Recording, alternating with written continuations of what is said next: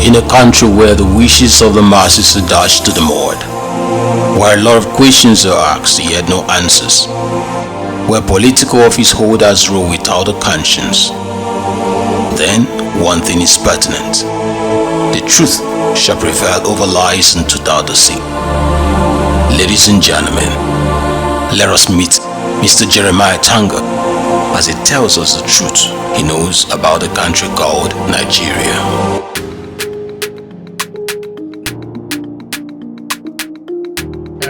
My name is Jeremiah Tangod, and I bring to you the vision of the ideal Nigeria, where we will at the end of the day end up to embracing what we are meant to be and how we are meant to be. The future of this country rests in the hands and in the shoulder of those that are existing right now. It's not towards what we will eventually be saying at the end of the day. Let's leave it to our children. Let's hand over this country to our children in good health, not our children inheriting the pain and suffering and the collapse of this country.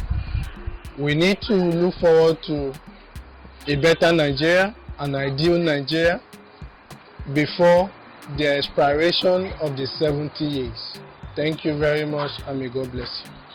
Would you believe if I tell you Nigeria is at war with nature?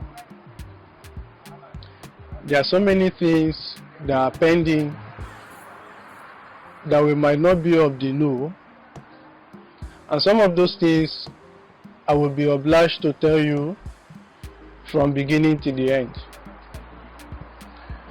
Nigeria has been projected to fully collapse within 70 years, starting from the year of our independence. And now we have 8 more years to go, which is in conformity with our years of term in elections. I would also want you to know that the ray of light that binds all Nigerians together in love, unity, and togetherness is no longer in existence in our race as a nation. I also want you to know that in Nigerian politics of today, it's not just about vision first. It is about compelling people to embrace brutal facts so that people will learn to live with the implications.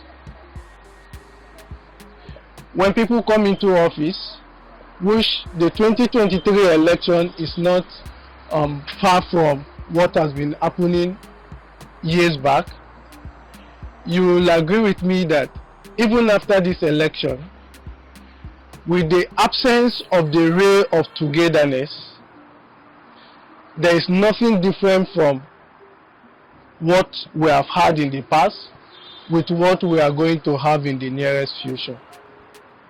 That is why today I oblige all Nigerian youths, both home and abroad, especially the patriotic Nigerian youths, to rise towards the ideal Nigeria, towards what we are supposed to be as a nation, neglecting what we have been forced to embrace.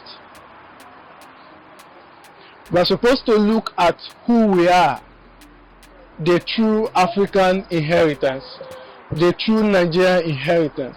Nigeria is extremely beautiful. We are not supposed to be running away from our country. We are supposed to be having visitors from all over the world coming into Nigeria. But today, because of things that we have embraced, trying to be who we are not, we have ended up having reverse, which is now the case, where people end up running away from Nigeria. I am telling you today that if we don't address all our lost glories, readdress and try to confirm back all our national identities, our identities that have made us Africans, our identities that have made us Nigerians, if we don't unify them back to the way they ought to be, the numbers of Nigerians that will leave this country from next year henceforth will be nothing to compare to the numbers of Nigerians that have left before now. This is Nigeria. This is our country. If you are not aware, let me tell you that Nigeria is the giant of Africa, which we have believed over time. Nigeria is not a giant of Africa for nothing. Africa herself is the mother of mankind. Then Nigeria is the giant of all mother of mankind. But now, Nigeria is that giant that we see today and we regard it as the toothless giant.